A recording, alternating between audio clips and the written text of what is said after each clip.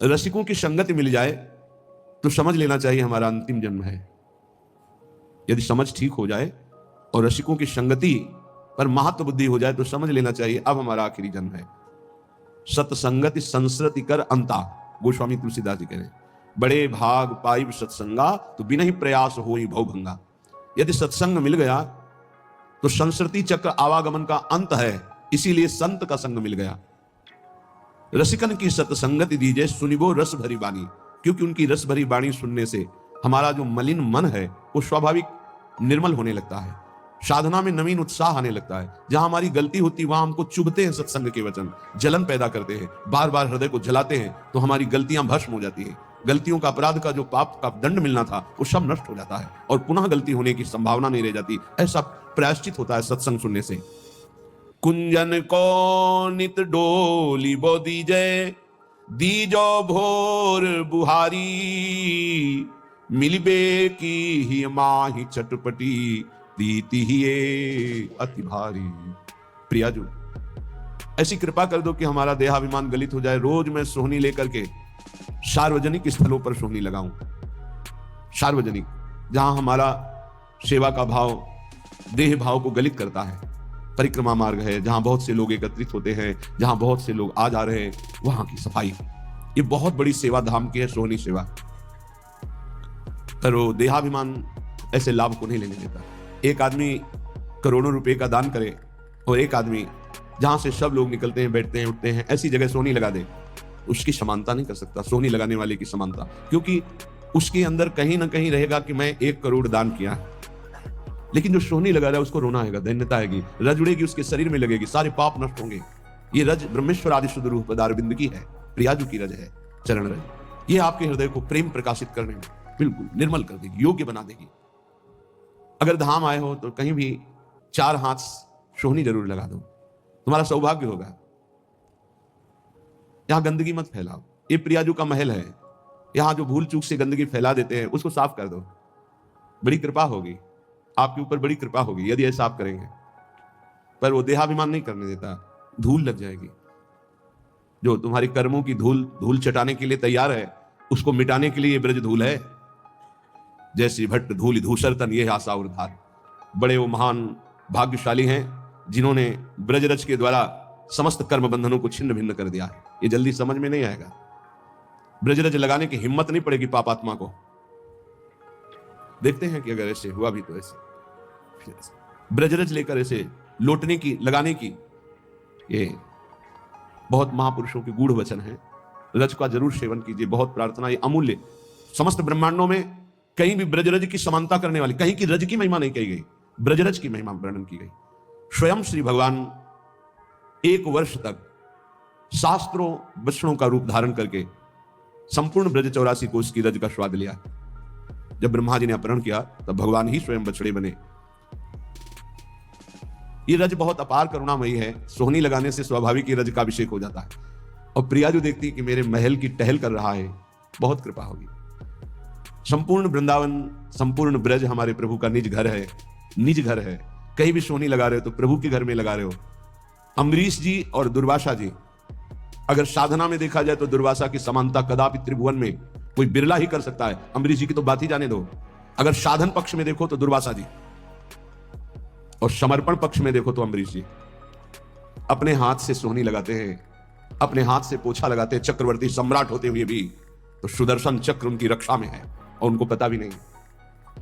दुर्वासा जी दूर्वा रस पान करते हैं, केवल वलकल की लंगोटी लगाते हैं, 60-60 हजार वर्ष की समाधि धारण करते हैं। कोई साधारण महात्मा नहीं, लेकिन कहीं ना कहीं साधन पक्ष का बल है। अम्बरीश जी के हृदय में सावई मन कृष्ण पदारविंद, केवल श्री कृष्ण चरणारविंद में मन अर्पित करके निरंतर चिंतन, दैन्य भाव, ये आत्मसमर्पण बहुत जोर का होता है। ये सोहनी लगाना, प्रभु के लिए पोछा लगाना, ये बहुत बड़ी बात है। देहाभिमान इसी से गलित होता है। कुंजन को नित डोली वो दीजो, दीजो भोर बुहारी। रोज हम सोहनी लगावें, कहीं ना कहीं लगावें, एक नियम बना ले थोड़ा सोहनी लगाने का। अपने लोगों को का नियम था, पूरा हित धाम को करते हुए परिक्रमा मार्ग मदन टेर के सामने तक ऐसे पूरा साफ कर, पद गुनगुनाते हुए जो सोहनी लगाने में सुख मिलता है ना, अलग अलग स्वाद होता है भजन का। जैसे एक ही खोए को बहुत प्रकार से हम स्वाद लेते हैं, कुछ पेड़ा बना के, कुछ लड्डू बना के, कुछ उसी खोए के विविध प्रकार की मिठाइयां बनती, ऐसे ही भजन का विविध स्वाद है। माला लेकर एकाग्रता पूर्वक जप करना, सत्संग सुनना, सोहनी पोछा लगाना, भगवत सेवा करना, साधु सेवा, ये विविध प्रकार से उसी भगवदानंद का रसास्वादन है। श्री भोरी सखी जी कहती हैं, प्रिया जो ऐसी कृपा करो कि ब्रज में वास मिले, वृंदावन वास मिले और आपके कुंजों में रोज सोहनी लगाने का सौभाग्य मिले। ये संपूर्ण वृंदावन ब्रज ये कुंज निकुंज है। कोटि प्राण नित बारी बोधी जय, देखत चरण छटारी। वैसे तो मुख्य 5 प्राण हैं और पंच प्राण सहायक है, तो 10 प्राण कहे गए हैं। लेकिन अगर करोड़ों प्राण होते और न्यौछावर करते, उस न्यौछावर के बदले में श्री जी के गोरे चरणारविंद को एक बार देखने का सौभाग्य मिलता तो सस्ता सौदा है। प्राण दिए यह प्रेम न पइए, क्योंकि श्री जी के चरणों से प्रेम प्रवाहित होता रहता है। सत्प्रेम सिंधु मकरंद रसौग धारा, प्रेम धारा गोरे चरणारविंद से ही प्रवाहित हो रही है, प्रियाजू के चरणों से। लालजू का प्रेम ही प्रियाजू है। इसलिए एक रसिक महान पुरुष ने कहा कि श्री कृष्ण का प्रेम बिना प्रियाजू की कृपा के मिल ही नहीं सकता। उन्होंने विनोद में कहा, श्री कृष्ण के पास तो प्रेम है ही नहीं, वो तो प्रियाजू है। एक उपासक ने प्रश्न किया आके हित धाम में, उन्होंने ऐसे कैसे कह दिया, हमें बड़ी जलन हुई कि श्री कृष्ण के पास प्रेम ही नहीं है। उनको शब्द बोलिए, आप वही शब्द बोलिए जो वो बोले हो, क्योंकि आप मिलावट कर दोगे तो अर्थ नहीं निकल पाएगा। और जीव के तो शब्द वो बोले, तो देखो उनके शब्दों में झांक के देखो क्या कह रहे हैं। श्री कृष्ण के पास तो प्रेम नहीं, क्योंकि श्री कृष्ण का प्रेम तो मूर्तिमान प्रियाजू के रूप में विराजमान है। तो बिना प्रियाजू के चरणों की आराधना के प्रेम कैसे प्राप्त हो जाएगा? क्योंकि प्रेम रूप तो सांद्रानंद घन प्रेम मूर्ति किशोरी, ललित रंगीली गाइए ताते प्रेम रंग रस पाइए। प्रियाजू कोई और थोड़ी है, लालजू के हृदय का प्रेम जब रूप धारण किया तो लाडली जू के रूप में हुआ। कोटि प्राण नित बारी बोधी जय, देखत चरण छटारी। जैसे जो केवल श्री कृष्ण उपासना में अभी प्रवेश नहीं पाए हैं पर भक्ति करते हैं, वो जब सुनते हैं कि लालजू मोर मुकुट पधराते हैं श्री जी के चरणों में, हमने देखा वो चूंकि अभी प्रारंभ है उनकी भक्ति का, तो भगवान ऐसा कैसे कर सकते, भगवान कैसे ऐसा कर सकते? ठीक है, लेकिन प्रियाजू तो लालजू तो भगवान है ना, भगवान ऐसे। यही है तुम्हारी प्रारंभिक दशा जिससे तुम नहीं जान पा रहे। अरे वो सेन नाई के लिए राजा के चरण चापने पहुंच गए, वो अपने भक्त के लिए सारथी बने बैठे हैं, वो अपने भक्त की मल भरी लंगोटी धो रहे हैं, वो प्रियाजू के चरणों में महावर लगावे तो कोई आश्चर्य की बात है? अरे प्रेम समुद्र प्रभु अपने प्रेम का दुलार कर रहे हैं, तुम्हें आश्चर्य लग रहा है? किंचन मात्र किसी भक्त में प्रेम आ जाता है तो मेरे प्रभु हाथ जोड़े उसकी सेवकाई के लिए खड़े रहते हैं। भक्ताधीन मना पूज्यो भक्ता नाम भयंकर। कैसे कैसे समझोगे? थोड़ी सी प्रीति आ जाए तो जहां मेरा भक्त चरण रखो वहां रखूं मैं हाथ, पीछे पीछे मैं फिर कभी न चाणू साथ, फिर वो प्रियाजू के चरणों में माथा रख दे, कौन आश्चर्य की बात है? नंददास प्रभु छवि बिलोकत प्रीति के प्रतिपाल, चापत चरण मोहन लाल। कोटि प्राण नित बारी बोधी जय, देखत चरण छटारी। इतनी आस पुजावहु प्यारी, भोरी बलि बलिहारी। दीजय मोहि ऐसो बास ब्रज माही, जुगल नाम को भजन निरंतर, और कदम बन छाही। दीजो मोहि ऐसो बास ब्रज माही। हे प्यारी जू, ऐसी मेरी आशा है और आप अत्यंत कृपालुता दयालुता की समुद्र हो, मेरी आस पूरी करो। मैं आपकी गोरे चरणारविंद को देख पाऊं, आपकी परिचर्या में रहूं, युगल नाम जप करूं और वृंदावन की वीथियों में आपका सुमिरन करते हुए, नेत्रों से आंसू बहाते हुए, रज अभिषिक्त होकर अपना जीवन व्यतीत करूं।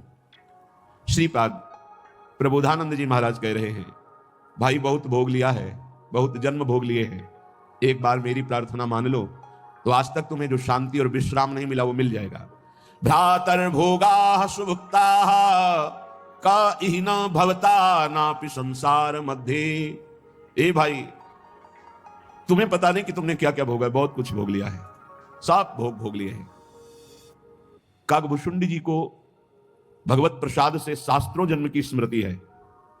शास्त्रों जन्म क्या, शास्त्रों युगों की स्मृति है। कई बार उनके सामने कलयुग आ चुका, कितनी बार चतुर्युगी व्यतीत हो गई। वो कह रहे हैं गरुड़ जी महाराज से कि सत्य कहता हूं हे पक्षीराज हरिवाहन, आपके सामने सत्य कहता हूं, कोई ऐसा कर्म नहीं जो मैंने किया ना हो, कोई ऐसा भोग नहीं जो मैंने भोगा ना हो।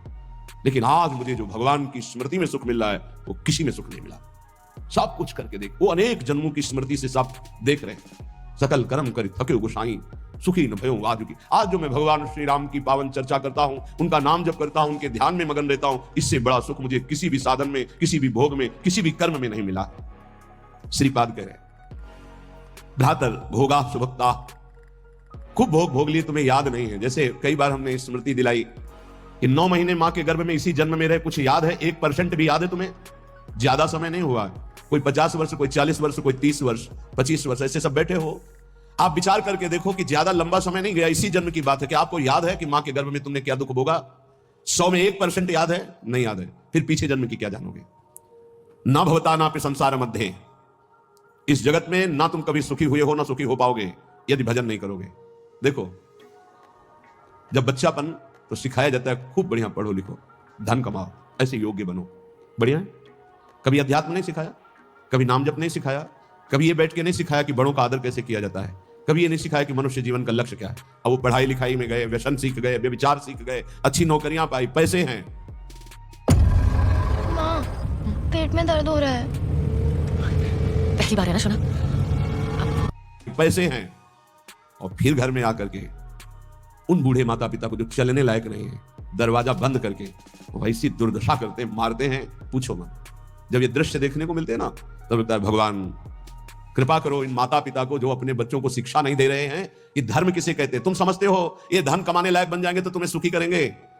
ऐसे जैसे जानवर को मारते हैं ना क्रूर कर्मा लोग, ऐसे बूढ़ी माता को मारते हैं, पिता को मारते हैं, पूछो मत। तब लगता है ये जानवर पैदा हुए हैं, ये मनुष्य रूप में पशु पैदा हुए हैं। पशु क्या राक्षस है? माने मातु पिता नहीं देवा, साधुन ते करवावें सेवा, जिनके ये आचरण भवानी। भगवान शंकर कहते निश्चर समझानो प्राणी, निश्चर कहते राक्षस को, वो राक्षस है। तुम अपने संतानों को राक्षस मत बनाओ। ये जो केवल तुम मात पिता बाल कहीं बुलावे, उधर भरे सोई जतम सिखावे, तुम राक्षस बनाने की चेष्टा कर रहे हो।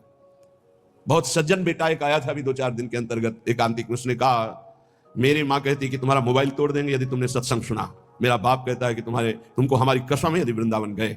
यही बच्चे जब सतमार्ग से विमुख हो जाएंगे और शराब पीकर घर आएंगे, तब तुम्हारी पूजा करेंगे, तब तुम्हें अपनी कसम ध्यान आएगी कि अगर ये वृंदावन जाता, साधु समागम करता, तो आज लातों से न मारता। आज ये मेरी दुर्दशा न कर। चीख रहा है, क्या है? भ्रातर भोगा सुभुक्ता, भुगतोगे। ये जो कर रहे हो कर्म में भुगतोगे। तुम्हारे बेटा बेटी देख रहे हैं कि बुढ़े के साथ कैसा तुम कर रहे हो, वही इंतजाम तुम्हारे लिए रहेगा, वही इंतजाम, उसे बढ़ के ब्याज सहित। चिंता मत करो। इसलिए हम सबसे प्रार्थना करते हैं, ये कर्म भूमि है, जो बीज बोओगे वही फल काटोगे। आज देखने में लग रहा है कि माता पिता के साथ बड़ा अन्याय हो रहा है, लेकिन सत्य पूछो तो ये उनके कर्म का फल उनको देखने को मिल रहा है। न कभी राम बोले, न कृष्ण बोले, न हरि बोले, पूरा जीवन केवल इसी में लगाया। तो देख परिणाम, जिनके लिए जीवन लगाया वही तेरा जीवन लेने के लिए तत्पर हो रहा है, वो वही तेरा नाश कर रहा है। जिसको तूने सजाया वही तुझे दंड दे रहा है। क्यों? भगवान का विरोधी भाव रखने वाला कभी सुखी नहीं हो सकता। हनुमान जी महाराज रावण को कहते, हाथ जोड़कर विनती करता हूं, राम जी की विमुखता का त्याग कर दे, नहीं शंकर साहस विष्णु अद तो ही सकै न राख राम कर द्रोही। मैं सभा में कह रहा हूं, ये हजारों हजारों ये भगवत स्वरूप महापुरुष भी तेरी रक्षा नहीं कर पाएंगे। तेरा विनाश हो जाएगा यदि तू भगवान से विमुख रहेगा। हे भ्रातर भोगा सुभुक्ता किन इव भवता नापि संसार मध्य, संसार के बीच में तूने क्या क्या नहीं किया। बहुत से पाप किए, बहुत से भोग भोगे, अब बुद्धि ठिकाने लगा लो, सावधान हो जाओ। अभी सब मिटा सकते हो, सब गलतियां मिटा सकते हो, अभी बहुत अच्छे बन सकते हो, अभी भगवत प्राप्ति कर सकते हो। पूरा जीवन गलती करता रहा, जामिल अंतिम में नारायण निकल गया तो भगवत प्राप्त हो गया। अपना पता नहीं कब अंतिम, अब सुधार लो। अगर हमारी आवाज आपके कान में पहुंच रही है, चाहे ऐसे समक्ष बैठे हुए या यूट्यूब में, आपके माता पिता कैसे भी हो, हमारी प्रार्थना है यदि वो वयोवृद्ध हैं, चलने फिरने में असमर्थ हैं, तो पहले समझ लो उनकी बुद्धि भ्रष्ट हो गई है। तुम्हें मानना पड़ेगा। ये भ्रष्ट का मतलब होता है स्थिति से गिर जाना। अब वो ठीक नहीं बोलेंगे, वो आपको गाली देंगे। आप घी चुपड़ी रोटी सब्जी दाल सब देंगे, फिर भी वो आपको गाली देंगे। आपके रिश्ते नातेदारों से आपकी निंदा करेंगे, पर आप उनकी इस बिगड़ी हुई बुद्धि का रोषपूर्वक अनुगमन करते हुए उनको पीटना, उनको मारना, ये आचरण मत करें, क्योंकि उनकी कर्मानुसार बुद्धि बिगड़ चुकी है। अब अपने कर्म आप मत बिगाड़िए, वो आपके भगवान हैं। सच्ची मानिए, उनमें भगवान बैठे हुए। ऐसे असमर्थ माता पिता को भगवान की तरह दुलार करोगे तो तुम सदैव श्री संपन्न रहोगे। लक्ष्मी तुम्हारे घर से नहीं जाएगी। और जिन घरों में माता पिता को त्रास दिया जाता है, जिन घरों में आए हुई पानी ग्रहण करके पत्नी के साथ अनर्थ, नाना प्रकार की दुष्वृत्तियां, वो घर कभी श्री संपन्न नहीं हो सकता, सुख संपन्न नहीं हो सकता। आप सत्संग सुनने आए हो, इसी का सुधार करना चाहिए। माता पिता आपके साथ क्या व्यवहार कर रहे हैं बिल्कुल मत देखो, ये मान लो कि ये पागल है। उनकी बातें मत सुनो, तुमका अपना कर्तव्य देखो। तुम्हारा क्या कर्तव्य? हमको केवल अपना कर्तव्य देखना। हमें बहुत कष्ट होता है जब ये बात देखते हैं कि बूढ़े असमर्थ माता पिता के साथ ऐसा व्यवहार, तब लगता है कलेजा इसका हृदय है कि भगवान ने पत्थर की रचना की इसके हृदय में। अरे और कौन, जिसने 9 महीने गर्भ में रखा, जिसने अपने रक्त का दूध बनाकर तुम्हें पिलाया, जिसने तुम्हारे मल मूत्र साफ किया, आज तुम हाथी जैसे जवान हो तो लात मारते हो, डंडा मारते हो, उनको गाली देते हो। चिंता मत करो, तुम्हारे लिए ब्याज सहित व्यवस्था है, ब्याज सहित दंड मिलेगा। अगर तुम्हें थोड़ा भी ये पता है कि भगवान है तो इतना समझ लो उनके वचन भी हैं, अवश्य में वो भोक्तव्यम कृतम कर्म शुभाशुभम, शुभ और अशुभ कर्मों का भोग भोगना पड़ता है। फिर माता पिता ये तो साक्षात भगवान है, इनकी प्रति ऐसा ये कुछ भी बोले। हमने देखा है वयोवृद्ध आदमी की बुद्धि पतित हो जाती। पतित अगर जीवन भर भजन नहीं किया ना, तो पतित का मतलब होता है स्थिति से गिर जाना, भ्रष्ट होने का मतलब गिर जाना। अब उसको जो बोलना चाहिए वो नहीं बोल पाएगा। उस समय हमको क्रोध नहीं करना कि हम तो इतना खवाते पिलाते हैं, ये हमारी निंदा करते हैं। ये हम बहुत गूढ़ बात आपको कह रहे हैं। जिसने अपने माता पिता की सेवा कर ली, उसने भगवान को प्रसन्न कर लिया, उनके नाराज रहने पर, उनके गाली देने पर, उनके तिरस्कार करने पर भी। पर हमारी प्रार्थना है, हम जो शब्द कह रहे हैं उसे ध्यान से सुनिए। जो माता पिता असमर्थ हो चुके हैं, चलने फिरने लायक नहीं है, उनके वर्ताव और उनके कटु वचनों पर ध्यान न दिया जाए, उन्हें भगवान की तरह पूजन करके उनकी सेवा की जाए। जितने दिन जिए खूब मेहनत करके कमाओ, उनको खाओ पियो, कपड़ा लत्ता, सुखपूर्वक जीवन, तो तुम्हारा लोक और परलोक दोनों बन जाएगा। ये शब्द हम शर्त इसलिए रखते हैं कि जो माता पिता अपने कर्तव्य का पालन करना नहीं जानते हैं और अभी चल फिर रहे हैं, मनमानी आचरण करते हैं, गंदे विचारों का पोषण करते हैं, पोषण करने वालों का शोषण करते हैं, ऐसे माता पिता के लिए नहीं कह रहे। हम उन असमर्थ माता पिता के लिए कह रहे हैं कि जिनकी वास्तविक बुद्धि बिगड़ चुकी है, शरीर सेवा में समर्थ स्वयं नहीं रह गया है। अब हमारा कर्तव्य बनता है वो गाली दे, वो पड़े पड़े हगे, तो भी हमें उनकी सेवा करनी चाहिए। निश्चित भगवान प्रसन्न हो जाएंगे, निश्चित। हमने आपको कई बार उदाहरण में बताया है महाभारत का प्रसंग। एक महात्मा कश्यप नाम के थे, तो एक वृक्ष के नीचे बैठे ध्यानस्थ थे। जब एक बगुली बीट कर दिया तो ऐसे माथे से गिरा, तो ऐसे देखा और रोष पूर्वक देखा तो भस्म हो गई, आग लग गई और जलकर राख होकर गिर गई। उनको लगा मेरी तपस्या बहुत पावरफुल हो गई। एक घर में गए, भिक्षामदेहि, एक साध्वी भगवत भावपरायण पति को भगवान मानने वाली पतिव्रता देवी निकली, प्रणाम किया। ब्राह्मण कुछ क्षण रुकिए, अभी मैं आपको भोग लाई। जे ही वो घर गई तो दूसरे दरवाजे से उसके पति आ गए। बिल्कुल ध्यान से सुना, अपने पति को साक्षात भगवान मानना, अपने पति की ही आराधना में तन्मय रहना, ये पातिव्रत बड़ा महान धर्म है। इसी से भगवान शंकर ब्रह्मा और विष्णु को 6-6 महीने के बालक अनसुईया जी ने बना दिया था। लेकिन ये बहुत दुर्लभ बात है जो अपने देह को पावन करके एक पति को समर्पित करके आजीवन वो देवी। ये भारत यति और सतियों का देश है। धर्म की यहाँ जय जयकार सदैव होती रही, होती रहेगी। हाँ, थोड़ा कम ज्यादा अंतर पड़ता रहेगा। अब आज क्या धर्म को समझे, जो बॉयफ्रेंड गर्लफ्रेंड ये दलित दिमाग में बैठ गई है, ये क्या समझेंगे कि धर्म किसे कहते हैं, पातिव्रत धर्म किसे कहते हैं, एक पत्नी व्रत किसे कहते हैं, जिसका पाणी ग्रहण किया, आजीवन निर्वाह किया। अब वो पति सेवा में पति को बैठाना, उनको जल पिलाना, फिर इसके बाद कहा भगवान आपके घर में एक अतिथि भगवान उस दरवाजे पर आए, आदेश हो तो मैं उनका स्वागत करूं, भिक्षा दे दूं। कहा तत्काल जाइए, तत्काल जाइए। वो कुछ फल फूल अन्ना आदि लेके गए। तो आप इतना विलंब क्यों किया? वो तो उस रोष में थे कि हमारा तप बढ़ चुका है, मैंने बगुली के देखा था वो भस्म हो गई। उनका भगवान शांत शांत, विलंब का कारण मैं एक पतिव्रता हूं, मेरे प्रभु मेरे पतिदेव आए, मैं उनको आसन दिया, जल पिलाया, फिर उनकी अनुमति से आपको देने आई हूं। उनका तुमने हमको ऐसा वैसा महात्मा समझ लिया क्या? तो उसने कहा महाराज तुम्हारे उस वृक्ष की बगुली नहीं हूं कि तुम्हें देखने से भस्म हो जाऊंगी। मैं एक पतिव्रता हूं जो बैठे बैठे तीनों लोकों का दर्शन कर रही हूं अपने पातिव्रत धर्म के व्रत से। बहुत बड़ा बल होता है पातिव्रत धर्म में, ये कोई खिलवाड़ नहीं है। गृहस्थी कोई साधारण धर्म नहीं। आप लोग जिसे बिल्कुल अवहेलना कर रहे हैं कि हम तो गृहस्थ हैं, हम तो विषयी हैं। अरे भगवान के अंश हो, तुम जहां हो वहीं से भगवत प्राप्ति कर सकते हो, इतनी सामर्थ्य आप में है।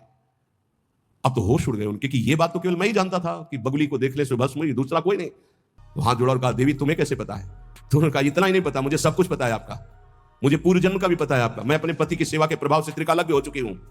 जाओ, अभी तुम्हें सच्चा ज्ञान प्राप्त नहीं हुआ, सच्चा ज्ञान प्राप्त कराने के लिए अमुक प्रांत में जाओ और वहां जो मांस बेचने का व्यापार करते थे कसाई के रूप में, वो जन्मे थे उस कुल में, लेकिन वो खरीद करके मांस व्यापार उनकी कुल परंपरा का, वहां जाइए और वो तुम्हें धर्म का उपदेश करेंगे। विचार किया कि इतने सिद्ध महापुरुष है, अपने पातिव्रत धर्म से मुझे जाना चाहिए। वहां गए तो कितना चाहिए, जो जितना हो वैसा, घृणित ये उपदेश करेगा धर्म का। चलने लगे तो उनका कश्यप जी बिना परिचय के परिचय, कश्यप जी रुकिए, आपको अमुक गांव की पतिव्रता पत्नी ने भेजा है ना? हाँ, पहले फोन तो था नहीं कि फोन कर दिया होगा। बोले आप रुकिए, मैं अपना व्यापार रूपी पूजा कर्म कर लूं, फिर आपको मैं उपदेश करता हूं। आश्चर्यचकित हो गए, इतना मलिन कार्य करने वाला और त्रिकालज्ञ है, ये भी बिना परिचय के परिचय जानता है। और वो पत्नी ने क्या कहा, ये मुझे कैसे? बाद में जब अपनी सेवा से निवृत्त हुए तो दुकान को अपनी प्रणाम किया, पैर छुआ और वो कर्म भगवान को समर्पित किया कि मुझे जिस कुल में जन्म दिया वो मैं कर्म कर रहा हूं और नाम जब निरंतर चलता। उन्होंने कहा पहले तो मैं पूछना चाहता हूं आप इतना निंदनीय कर्म क्यों करते हैं? तो उन्होंने कहा मेरी कुल परंपरा से चल रहा है। फिर तुमको इतना पवित्र ज्ञान कैसे हो गया तीनों काल का? बोले मैं निरंतर नाम जप करता हूं, अपने कर्म को भगवान की पूजा समझता हूं। और आओ, और घर ले गए और दिखाया कि श्वेत पलंग पर बूढ़े माता पिता बैठे हुए, जाके साष्टांग दंडवत किया। बोले जो उससे धन मिलता है उससे मैं अपने इन भगवान की सेवा करता हूं। रात दिन माता पिता की सेवा के प्रभाव से, नाम जप के प्रभाव से, अपने व्यापार को भगवान की पूजा समझने के प्रभाव से मुझे तीनों काल का ज्ञान है। तो उन्होंने कहा मेरी तपस्या अपूर्ण क्यों है? कश्यप जी ने उन्होंने कहा इसलिए कि तुम अपने माता पिता की अवहेलना कर चुके हो और वो वृद्ध माता पिता भटक रहे हैं, उनकी सेवा छोड़कर, उनकी अनुमति के बिना तुम ये ऐसा जाओ, पहले उनकी आज्ञा का पालन करो। आप समझो, महाभारत में पढ़ के देखना, भगवान श्री कृष्ण द्वैपायन व्यास देव जी ने लिखा है। आज उन्हीं माता पिता से जिनसे परम सिद्धि प्राप्त होती है, परम कृपा प्राप्त होती है, ये नादान लोग नहीं जान पा रहे और अपना कर्म नाश कर रहे हैं, कर्म नाश कर रहे हैं, पूरा जीवन नष्ट कर रहे हैं। हम इस विषय में इसलिए बोल रहे हैं कि आजकल बहुत बच्चे उद्दंड हो रहे हैं और ब्याह हुआ तो वही नई बच्चियां जिनको अपने माता पिता का सम्मान करना नहीं आया, वो अपने पति के माता पिता के साथ दुर्व्यवहार करती है, पति के अधीन करके दोनों मिलकर उनको पीड़ा पहुंचाती है। हम वयोवृद्धि की बात कह रहे हैं, हम उनकी बात नहीं कर रहे जो समर्थ है कर सकते हैं, जो शोषण करते हैं हम उनकी बात नहीं कर रहे, हम उनकी बात कर रहे हैं जो असमर्थ है, चलने में भी असमर्थ है। अब उनके ऊपर डंडे का प्रहार, उनकी पिटाई बिल्कुल ठीक नहीं। हे भ्रातर, भोगा सुभक्ताः, जो तुम कर्म कर रहे हो सुभक्ताः तुम्हें भोगना पड़ेगा, और बहुत भोग चुके हो। जैसे मां के गर्भ में कितना बड़ा दंड भोगा तुम्हें याद भी नहीं है। इसलिए भवतानापि संसार मध्य, दोबारा इस संसार के बीच में जन्म ना हो, ऐसा उपाय कर लो। क्या? विद्यादान धुराद्य ही कति कति जगति ख्याति पूजाद्य लब्धा, इससे तुम्हारा जन्म मरण नहीं रुकेगा। बहुत पढ़ लिख कर विद्वान हो गए हो तो तुम्हारी ख्याति हो जाएगी, बहुत दान दे दोगे तो तुम्हारा यश हो जाएगा, बहुत भोग सामग्री आहार विहार बांट दोगे, बहुतायत रूप में तुम्हारे पास आ जाएगी, लेकिन तुम्हारा जन्म मरण नहीं रुकेगा।